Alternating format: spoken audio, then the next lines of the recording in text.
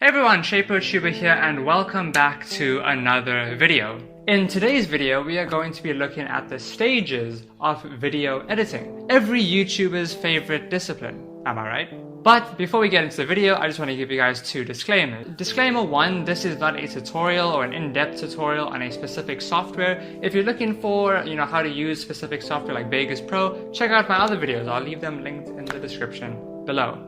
Another disclaimer is you do not have to follow this process directly. This is just a guide to help independent video editors and people who want to start getting into video editing, or independent YouTubers who might not have the soundest idea on the video editing process. So with that being said, let's get right into the video.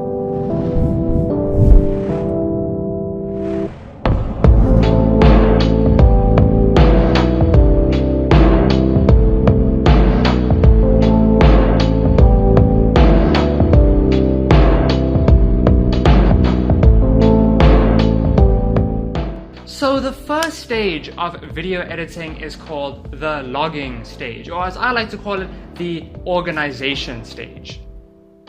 So the first stage actually involves no editing, but it will make your editing experience a lot smoother and better. Staying organized and knowing where all your raw files are, video files, footage, overlays, graphics, and all other sound effect files that you might have is super beneficial for the later stages in video editing. In this stage, you're mainly going to be organizing your data or footage into media bins. Specific software like Premiere Pro, Vegas Pro, and most other high-end video editors allow you to group your software in what is known as media bins. Specific software like Vegas, Premiere, and Avid allow you to create and rename your media bins so that you can start putting your files and footage into specific categories. So that's it for the first stage. Now let's move on to the second stage, sometimes called the first assembly.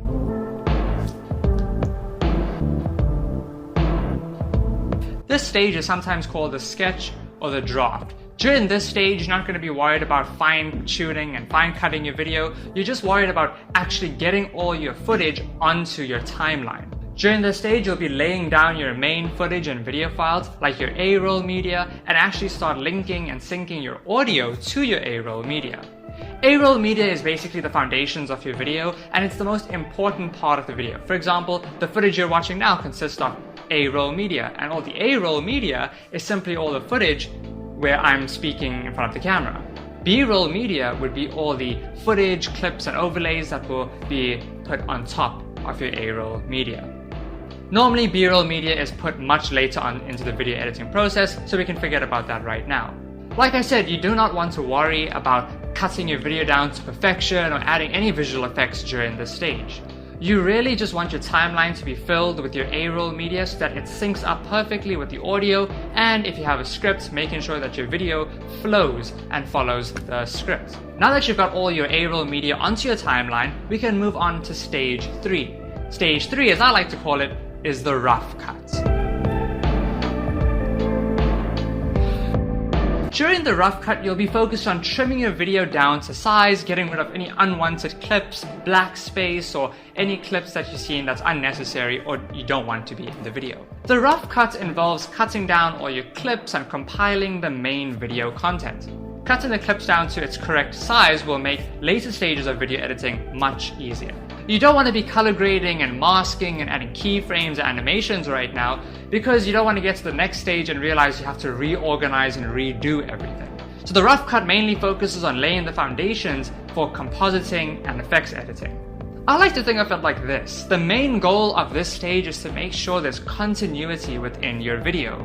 A very important part of this stage is making sure there's no sudden jump cuts, no accidental fade-ins, no gaps in your clips that can lead to re-rendering your video a whole bunch of times. And you don't want to do that.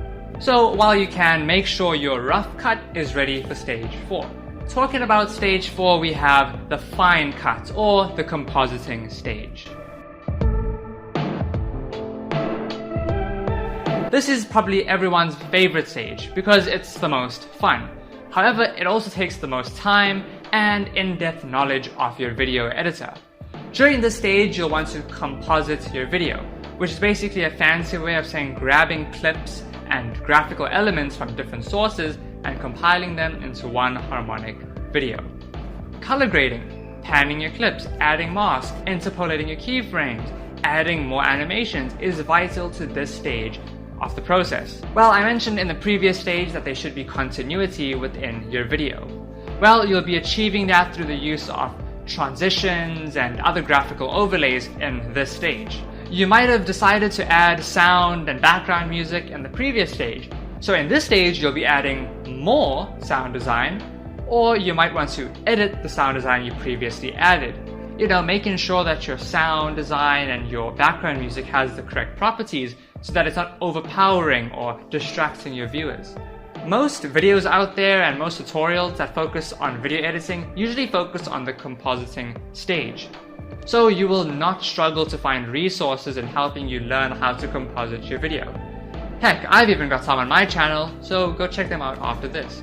Always remember though that while this is the most fun stage and will probably take up most of your time, if you don't follow stages 1 to 3 correctly, this stage means absolutely nothing, because you don't have a video foundation to work with.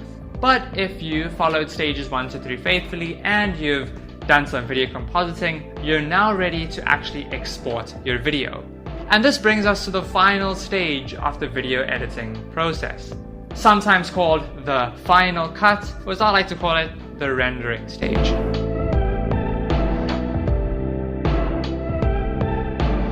So you've recorded your footage, you've added it into your video editor, you've added all the transitions you could find, all the color grading LUTs, all the subtitles and text, and now you're ready to put it on YouTube.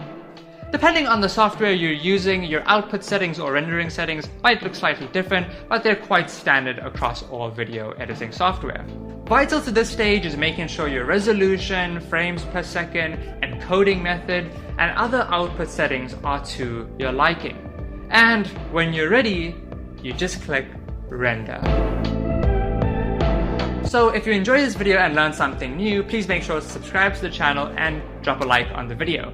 Also check the link in the description and the page itself, because I also post videos regarding video compositing, and I even have a beginner's guide on how to use video editors. Also, don't forget to follow my socials, links will be in the description. Thank you guys so much for watching, I'll see you guys in the next one.